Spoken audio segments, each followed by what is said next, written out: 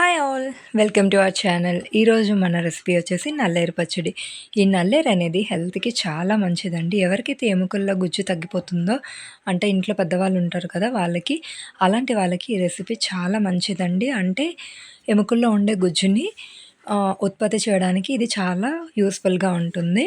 So, మీరు కూడా మీకు అవైలబుల్ అయితే ట్రై చేయండి. దీన్ని పెంచడానికి కూడా ఎక్కువ స్పేస్ ఏం అవసరం లేదండి. చిన్న పూల కుండీలో కూడా ఈజీగా పెంచేసుకోవచ్చు. చిన్న మొక్క దాని ఎయిర్ ఉంటుంది. అక్కడ తీసి నాటితే మళ్ళీ సేమ్ ఇలా ఎయిర్‌లా వచ్చేస్తుందనమాట పెద్దగా. సో, దీని ప్రాసెస్ వచ్చేసి ముందుగా ఆయిల్ కొంచెం వేసుకొని అందులో శనగపప్పు, మినపప్పు, కొద్దిగా జీలకర్ర వేసి అవి కొంచెం కలర్ చేంజ్ అయిన తర్వాత ఈ నల్లేరుని నీట్‌గా పైన పీస్‌లా వస్తుందండి. ములంకాడలకి ఎలా వస్తుందో అలా ఆ పీస్‌నంతా తీసేసి వీటిని బాగా కలర్ చేంజ్ అయ్యేలా ఫ్రై చేసుకోవాలి. చేసుకున్న తర్వాత అందులోనే పచ్చిమిర్చి, పెద్దగా పండి ముగ్గిన 2 టమాటోస్‌ని వేసుకోండి.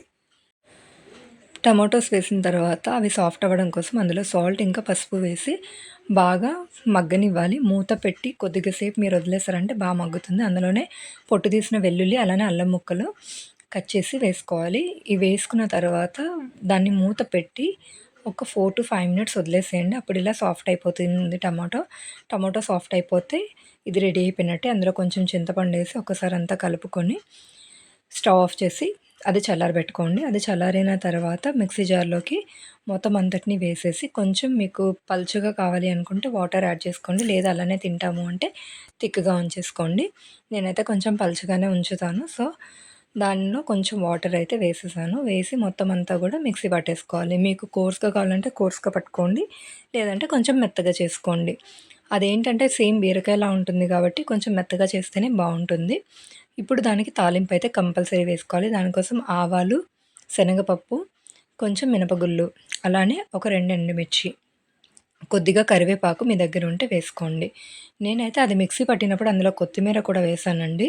అది మీకు చూపించలేదు నేను. నెక్స్ట్ ఇప్పుడు పోపులో కరివేపాకు కూడా మీకు ఉంటే వేయండి, లేదంటే లేదు. ఇందులో కూడా కొంచెం కొత్తిమీర వేసుకుంటే మంచి ఫ్లేవర్ వస్తుంది. ఇలా అంతా పోపు రెడీ అయిపోయిన తర్వాత స్టవ్ ఆపేసి కొంచెం అది చల్లగా అయిన తర్వాత మనం రెడీ చేసుకున్న పచ్చడిని అందులో వేసేసుకోవాలి.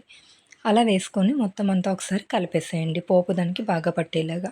అలా వేసిన తర్వాత ఒక్క నిమిషం మూత పెట్టి వదిలేసారంటే ఆ పోపు స్మెల్ మొత్తం దానికి పడుతుంది. ఆ స్మోకీ ఫ్లేవర్ అనేది మనకు తెలుస్తుంది. ఆ తర్వాత దీన్నంతటిని ఒక బాక్స్‌లోకి వేసి మూత పెట్టి మీరు పక్కన పెట్టుకున్నారంటే 2 డేస్ వరకు కూడా ఫ్రిడ్జ్‌లో పెట్టకపోయినా పాడవకుండా చాలా ఫ్రెష్‌గా ఉంటుంది. నా రెసిపీ గనుక నచ్చితే ఒక చిన్న లైక్ ఇవ్వండి.